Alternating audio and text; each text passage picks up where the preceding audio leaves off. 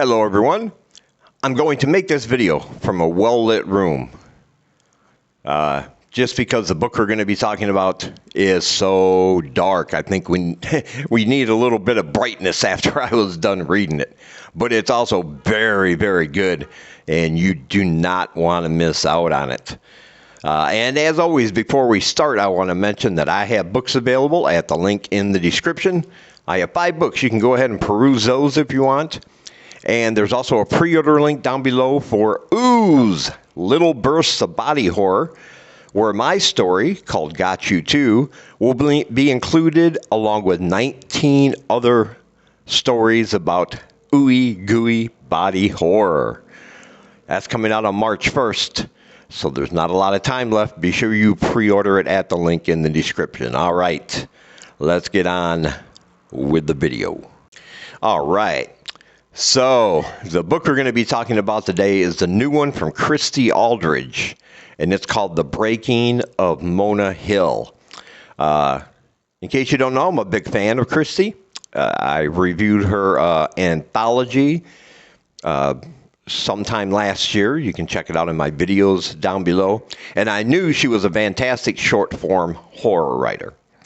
So when she said, hey, do you want an ARC of my novel coming out, I was like, oh, yes. Let's see what you got. And I got to tell you, I was not prepared. This book is coming out on March 15th. There is a pre-order link down below in the description of Amazon, and you should definitely 100% pre-order it. But I want to give you a little warning. Do not go in blind like I did. You are going to have to prepare yourself for this book. It is dark. It is bleak. It's filled with scenes that you can't scrub from your mind, and so much hopelessness. And there were times when I was reading this book, I don't pride myself on being a fast reader, but I am a pretty fast reader. Because once I'm into a story, it's like I'm in that world all the way if I like it, and I'm just right there along with the character. And so I tend to read pretty fast because I just get caught up in it and don't want to stop. But I had to, and that was true for this book, but I had to force myself to stop at certain points just because of how dark it is and how it made me feel inside. And you're going to feel a lot of emotion with this book. You're not going to find any monsters in this book. There's no vampires, there's no ghosts, there's no supernatural creatures or anything like that. But this is still just a fantastic psychological horror that will mess with your mind. And when you're done reading it, you'll feel like your soul has been sucked up into a black hole. That's how good it is. And sometimes people say, well, if that's the way a book makes you feel, why would you want to read it? And I'm like, well, a book, especially a horror book, should make you feel something, right?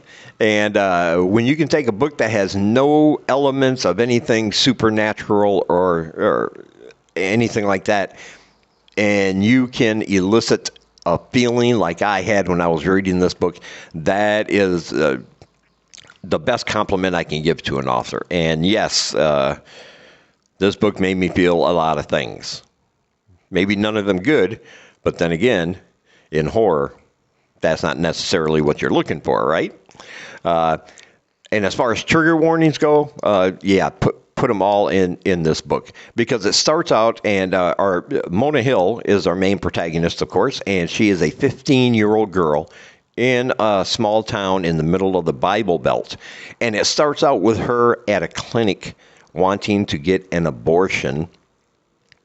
And the reason is because she is pregnant, because she was sexually assaulted several times by her twin brother.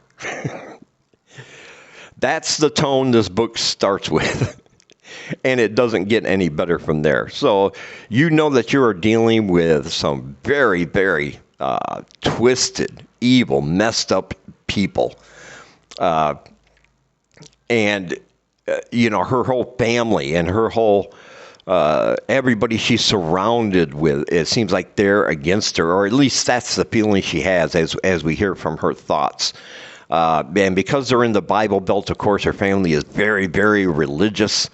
And her mother uses the scriptures and Bible teachings to be abusive, kind of to the rest of the family. And we're going to find out secrets about this family that are going to be revealed throughout the book that let you know just how horrible this situation is, because she wants out. Mona wants out of the town, away from the people, especially her family.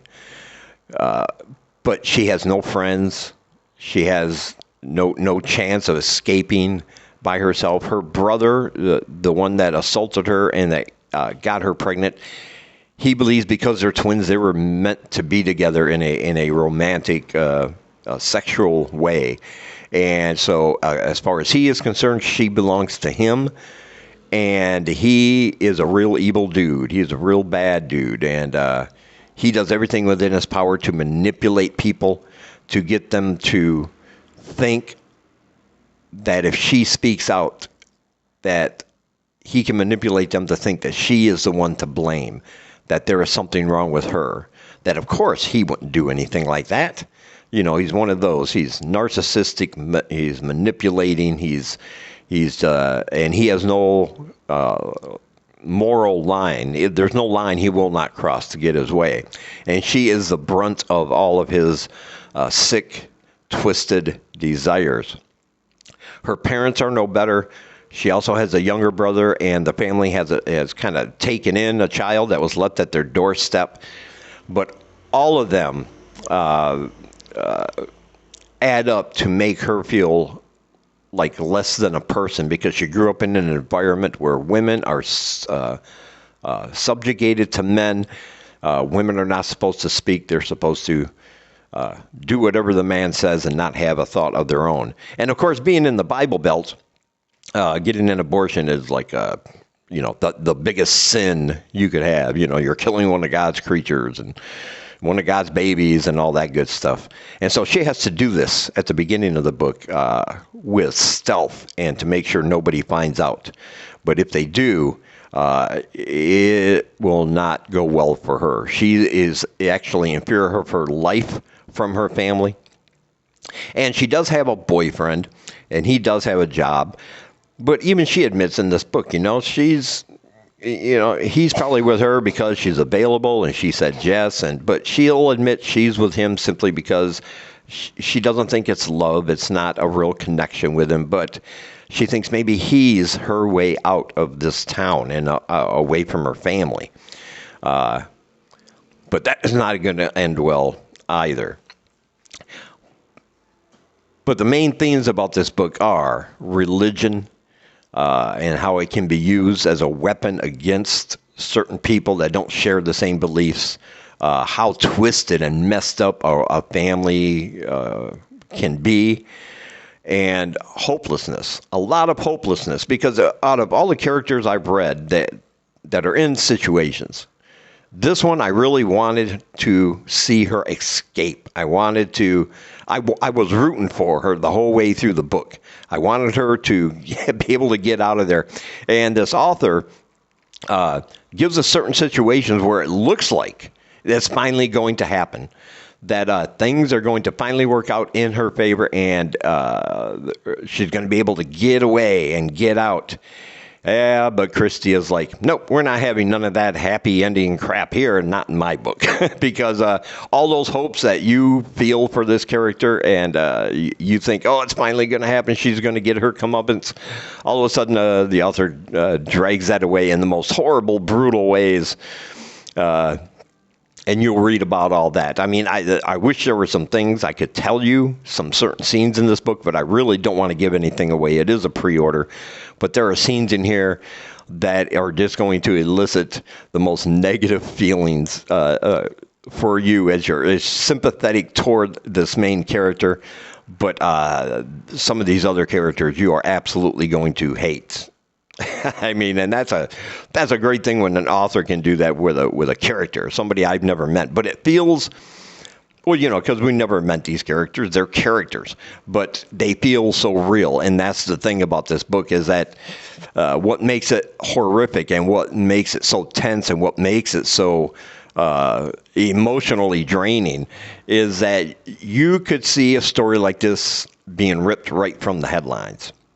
You could actually get the feeling that something like this could be happening right now and we just don't know about it.